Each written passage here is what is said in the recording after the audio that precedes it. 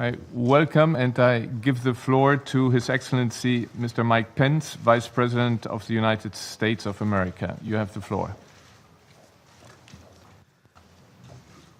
Mr. Secretary General, Mr. President, to all the members of the Security Council, I am here today on behalf of the President of the United States of America to discuss the ongoing crisis in Venezuela and to call on this body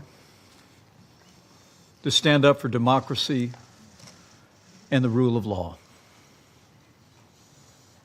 in that nation that has suffered so much. Article 24 of the UN Charter confers on this Security Council the responsibility for the maintenance of international peace and security. As another American president said many years ago, the United Nations is designed to make possible lasting freedom and independence for all its members. It is why this institution exists.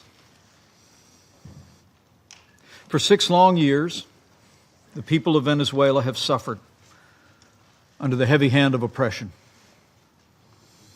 The Maduro Regime's socialist policies have shrunk their economy by nearly half. In what was once one of the wealthiest countries in our hemisphere, 9 out of 10 people now live in poverty. The average Venezuelan has lost more than 20 pounds through deprivation and malnutrition. Thousands of Venezuelan children are starving.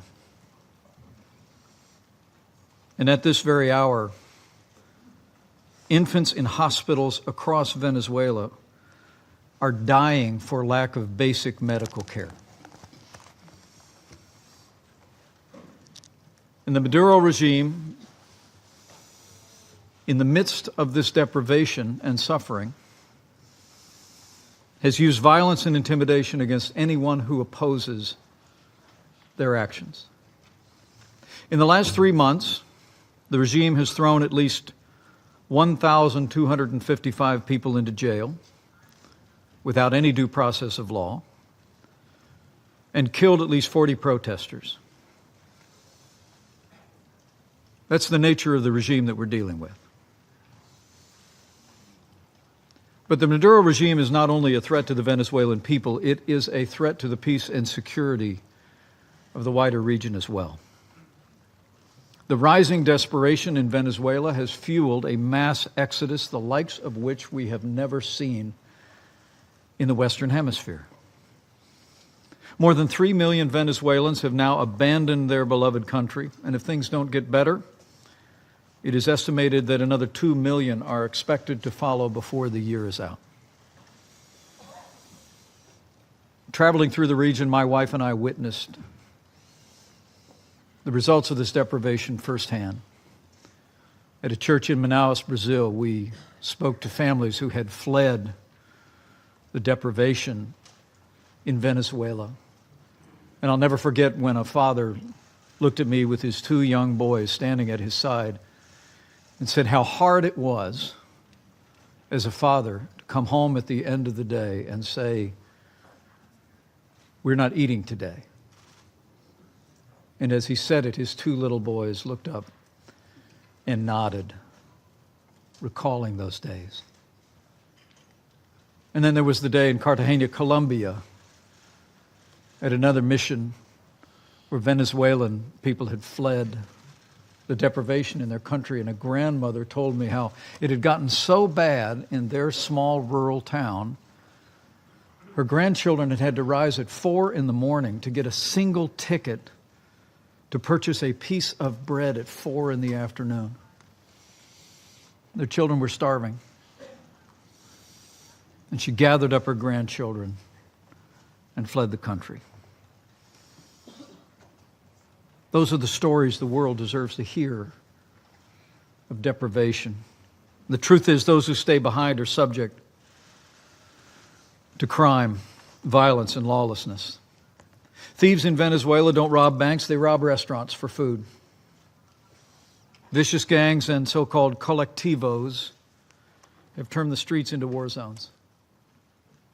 Venezuela now has the highest murder rate in the world, as more than 70 people are murdered every single day. Venezuela is a failed state. And as history teaches, failed states know no boundaries. Drug traffickers, criminal gangs, even terrorists like Hezbollah are exploiting the chaos in Venezuela to gain a foothold in the region and export crime and violence. Were we to let the crisis continue,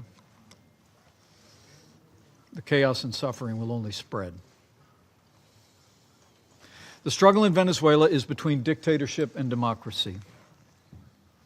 Nicolas Maduro is a dictator with no legitimate claim to power, and Nicolas Maduro must go. But for all the suffering, the Venezuelan people, across Venezuela, in cities large and small, people are rising up. They're rising up against their oppression and deprivation. Today, those courageous Venezuelans will take to the streets again. And as President Trump said not long ago, the fight for freedom in Venezuela has just begun. Just 3 short months ago, after Nicolas Maduro was sworn into his second term, stolen in a sham election, the National Assembly, the only duly elected body in Venezuela, exercised its power under the Constitution and recognized a new leader, interim President Juan Guaido. And all across the Western Hemisphere, nations have been standing up to declare their support for President Guaido. Last month, the Inter-American Development Bank voted to seat President Guaido's representative. Earlier this week, the G7 issued a statement saying the May 2018 presidential election lacked legitimacy and called on the Maduro regime to, in their words, restore the authority of the National Assembly.